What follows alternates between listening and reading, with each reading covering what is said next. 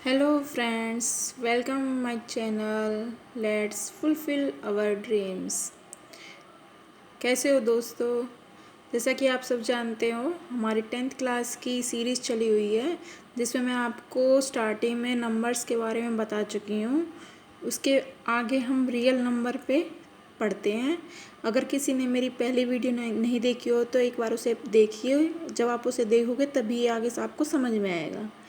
जो 10th class का जो फर्स्ट चैप्टर है रियल नंबर, वो स्टार्ट तो यहीं से होता है, लेकिन जो मैंने पहली वीडियो में कराया है वो इसका बेसिक है, वो समझना भी आपके लिए बहुत ज़रूरी है। तो इसमें हमारा रियल नंबर कहते किसे हैं? तो real number the collection of all rational number as well irrational number is called real number. Means जो कलेक्शन होता है जिसमें रैशनल नंबर भी आते हैं और इरेशनल नंबर सभी आते हैं, उन्हें रियल नंबर बोलते हैं। जैसे 3 है, इसमें देखिए नेचुरल नंबर भी आते हैं, इंटीजर भी आते हैं, 1/2 है, √2 है, पाई है, 2.5 एक्सेट्रा। मतलब इसमें रैशनल सभी प्रकार के नंबर आते हैं रियल नंबर में। रियल नंबर को हिंदी में वास्तविक संख्या कहते हैं। सभी परिमेय एवं अपरिमेय संख्या का समूह वास्तविक संख्या है। जैसे 3, 1, 1/2, √2, पाई, 2.5 एक्सेट्रा। देखिए रियल नंबर में हमारे सारे प्रकार के नंबर आ गए। इसमें हमारे नेचुरल नंबर आ गए, होल नंबर भी आ गए, ज़ीरो भी रियल नंबर में आता है। इसमें इवन नंबर आ गए, ऑड नंबर आ गए, इसमें सभी प्रकार के नंबर आ जाते हैं। ठीक है, तो रियल नंबर एक तरीके से सभी प्रकार के जो नंबर्स हैं उनका सेट होता है। उसके बाद हमारा imaginary number. The number that are not real are called imaginary number. जो नंबर्स रियल नहीं हैं उन्हें बोलते हैं imaginary number. Imaginary numbers is the product of a real number और इमेजनरी यूनिट आइटा। जो इमेजनरी नंबर होता है वो किसी भी रियल नंबर, जो रियल नंबर मैंने आपको ऊपर बताए हैं, किसी भी इनमें से रियल नंबर और एक इमेजनरी यूनिट आइटा, इस आई को आइटा बोलते हैं। इसका मल्टीप्लिकेशन होती है या प्रोडक्ट होता है। For example 4 iota, 7 iota, 3 + 2 √4 iota. तो ये सभी हैं इमेजनरी नंबर।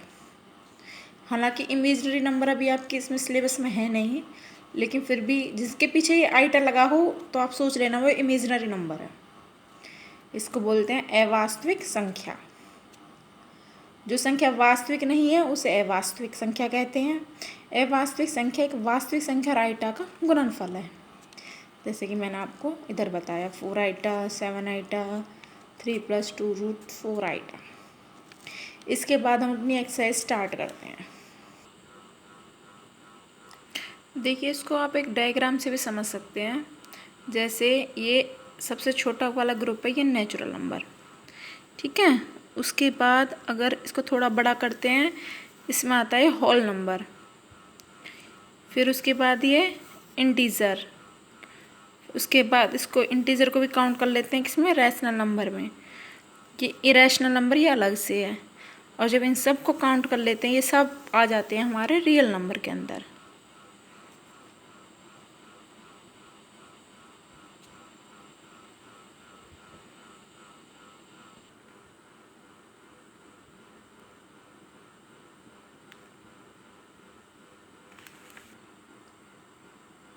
चलिए फ्रेंड्स, इसके बाद हम अपनी एक्सरसाइज स्टार्ट करते हैं।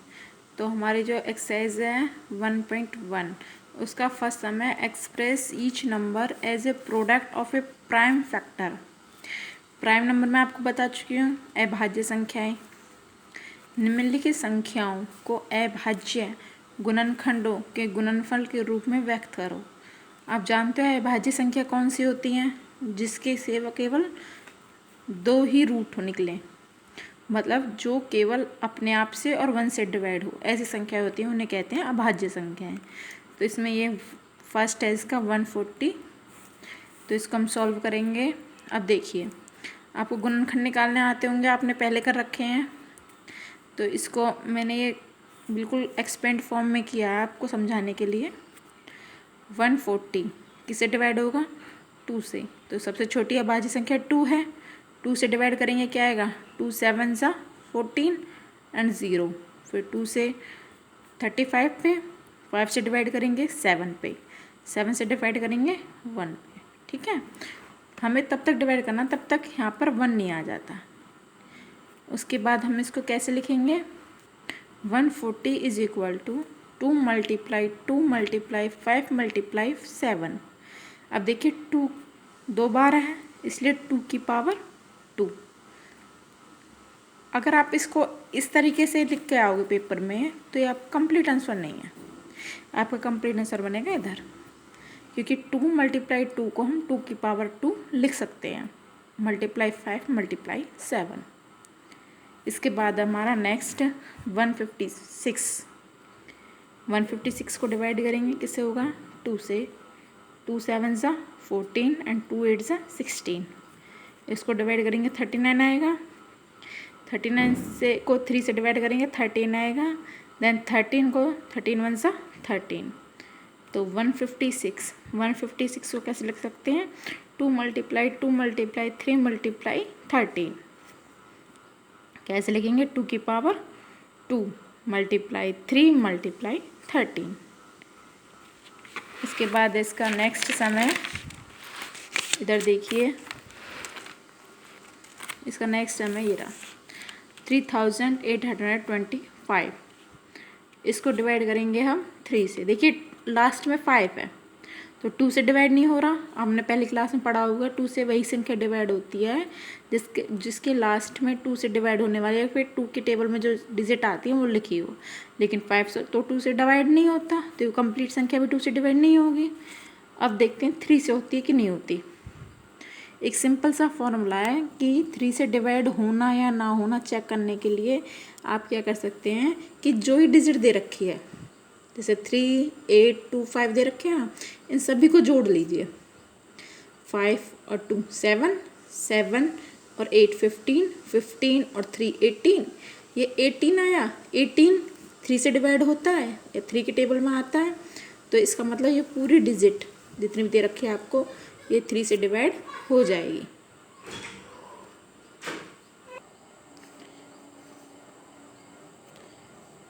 ये पूरी डिजिट हो जाएगी 3 से डिवाइड, तो 3 से डिवाइड होगी 3 1 ज़ा ये आपने 18 आया हमारा, 18 3 से डिवाइड होता है, इसका मतलब पूरी डिजिट डिवाइड हो जाएगी। तो 3 से डिवाइड करेंगे तो 3 1 ज़ा 3, 3 2 ज़ा 6, उसके बाद 3 7 ज़ा 21 एंड 3 5 ज़ा 15। फिर से इसे देखिए, नॉर्मली अगर आप चेक करना चाहो तो देखिए 3 2 और 1 3, 3 और 7 10, 10 और 5 15, 15 3 से डिवाइड होता है, इसका मतलब ये पूरी डिजिट 3 से डिवाइड हो जाएगी। अब देखिए अगर आप वैसे सोचोगे कि देखो इसके पास 5 है, लास्ट में 5 है, इसके पीछे 5 है, तो आप सोचोगे कि इसके पीछे 5 है, इधर भी 5 है, इधर 5 है, फिर तो ये भी डिवाइड हो जाएगी। लेकिन ऐसा नहीं है, इस तरीके से कोई भी तुक्का नहीं लगाना कि अगर 5 है पीछे तो वो 3 से डिवाइड हो जाता है, नहीं होता। लेकिन जिसके पीछे 5 या 0 वो 5 से कन्फर्मली डिवाइड हो जाता है।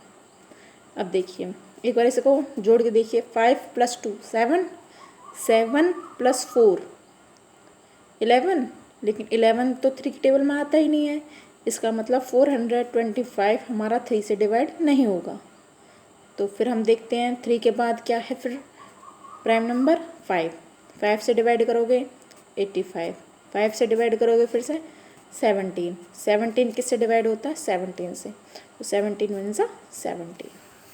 इसको कैसे लिखोगे? 3 मल्टीप्लाई 3 मल्टीप्लाई 5 मल्टीप्लाई 5 मल्टीप्लाई 17। ये हमने हाथ से लिखी हैं। देखिए 3, ये रहा 3, ये वाला 3 इधर, ये 5 इधर, 5 ये 5 इधर, 5 ये 17 इधर 17, इनको मल्टीप्लिकेशन के फॉर्म में लिख दिया।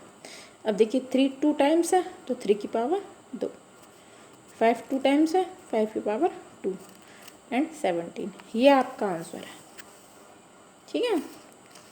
उसके बाद नेक्स्ट हमारा 5005। तो 5005 किससे डिवाइड होता है? देखिए 5 से डिवाइड हो रहा है, 5 1 ज़ा 5 0 0 1। उसके बाद 7 से 143 पर उसके बाद 11 से एंड देन 13 पे। देखिए इसको कैसे लिखेंगे हम, 5 7 11 13 मल्टीप्लिकेशन की फॉर्म। इसमें कोई भी डिजिट 2 टाइम्स नहीं है तो इसको ऐसे लिख देंगे, ये हमारा आंसर है। अगर मान लो 5 2 टाइम्स होती तो हम 5 की पावर 2 लिखते, 13 2 टाइम्स होती तो 13 की पावर 2 लिखते, लेकिन सारी डिजिट एक एक बार है तो इसलिए 5 7 11 13 ये हमारा आंसर है। उसके बाद हमारा नेक्स्ट है 7 4 2 9। ये आपको खुद करना है, ये सम आपको सॉल्व करके देखना है। अगर आपसे सॉल्व नहीं होता तो आप कमेंट कीजिए, फिर मैं इसका सॉल्यूशन आपको करवा के दूँगी, ठीक है। अगर आपको मेरी वीडियो पसंद आई हो तो मेरे चैनल को सब्सक्राइब कीजिए, लाइक कीजिए, शेयर कीजिए और आगे पढ़ते रहिए और अपने सपनों को पूरा करते रहिए। Thank you.